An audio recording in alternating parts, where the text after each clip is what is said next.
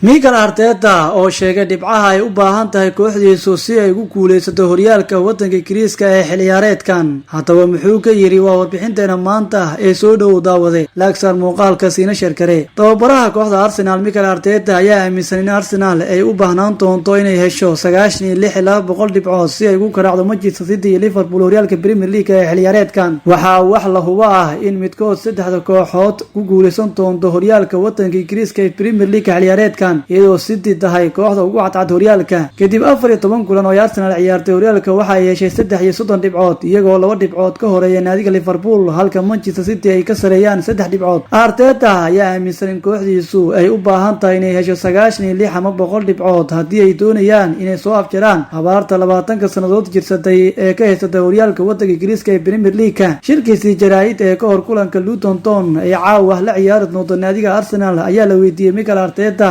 dhibcaha ay kooxdiisu u baahan tahay waxaana uu yiri 96,200 dhibcood waa inaad hesho si aad ugu guuleysato horyaalka wadanka Ingiriiska ee Premier League. Mikel Arteta ayaa ku daamaya in Arsenal ka saaro abaarta muddada dheer ka haysata horyaalka wadanka Ingiriiska ee Premier League iyadoo xilli ciyaareedkii ugu dambeeyay uu ahaa midkii ugu dhawaa ee uu Arsenal kaga saari lahaa abaarta ka haysata horyaalka wadanka Ingiriiska ee Premier League taa oo ay u waayeen awoodda Manchester City.